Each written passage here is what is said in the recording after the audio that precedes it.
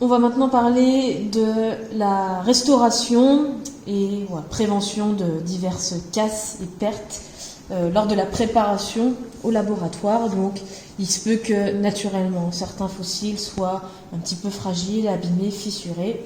Donc voilà, on va avoir parfois une phase de restauration et de pré-consolidation, si on peut dire, lors de la préparation.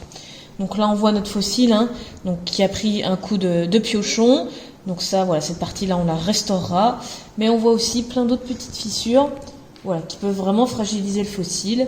Donc là, par prévention, on va pouvoir appliquer de la colle, la superglue, qu'on a vu sur d'autres étapes. Donc sur les petites fissures, par petits points, pas besoin d'en mettre de trop. Pour consolider ces petites cassures qu'on va avoir. Et éviter de perdre certains petits morceaux du fossile lors de la préparation. On peut un petit peu combler les fissures les plus ouvertes avec un petit peu de sable pour masquer un petit peu tout ça.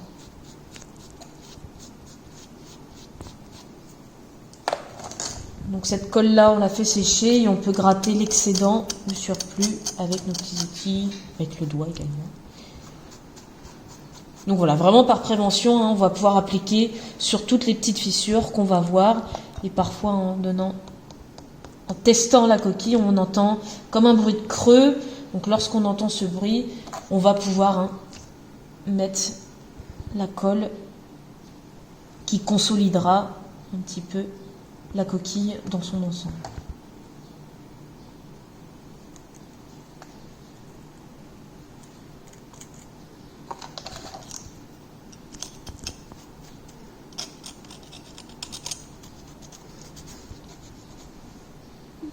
Alors pour la restauration, donc on voit ici notre trou qui a été causé par le coup de pioche. Donc on voit qu'on a de la coquille ici qui s'est affaissée, rentrée à l'intérieur de la coquille. Donc ça on peut essayer, alors avec grande précaution, essayer de la remettre à sa position initiale. Un peu de la chirurgie. Donc là on va pouvoir reprendre notre cyanolite.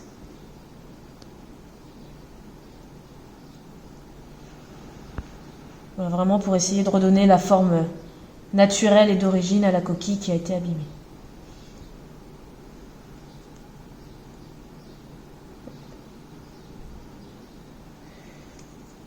On va laisser sécher et donc on va pouvoir préparer notre petite pâte de restauration. Donc on va prendre du sable vraiment très fin. Donc on aura tamisé, par exemple le sable qu'on a tamisé, l'excédent de tamis, on va vraiment le tamiser au plus fin pour avoir ce sable le plus fin qui nous permettra de faire notre pâte à restauration. On va prendre toujours notre colle blanche multi-usage et vraiment faire une petite pâte avec une spatule. On mélange.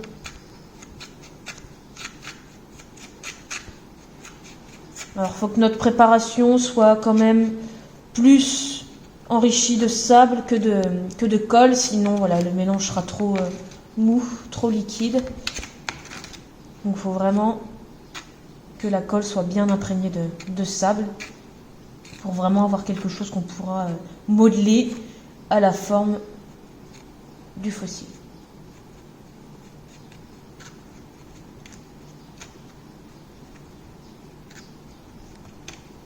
Donc une fois que notre petite pâte est faite, donc on peut sélectionner un morceau et directement, délicatement venir combler le trou causé par la pioche.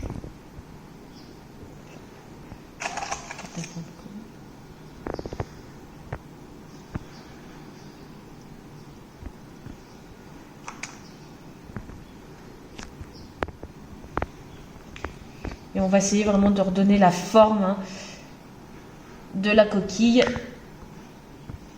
pour que ce soit le plus naturel possible.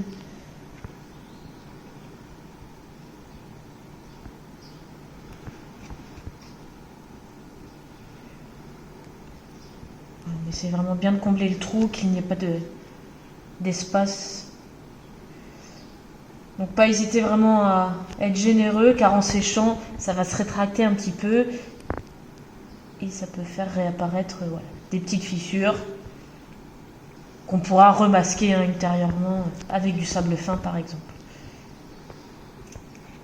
On peut reprendre du sable sec fin.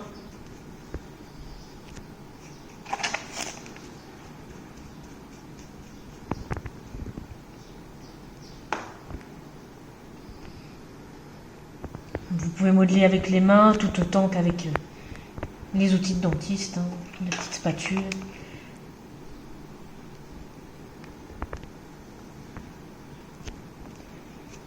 Donc voilà, une fois que la restauration est effectuée, on va laisser sécher tranquillement pour après peut-être passer un coup de papier de verre pour redonner une teinte un peu plus naturelle, parce qu'on voit quand même une différence de couleur. Donc voilà, quand tout ça sera bien sec, on pourra repasser un petit coup de papier de verre pour un petit peu poncer notre restauration et que ça reprenne une couleur qui va se rapprocher de la coquille du fossile.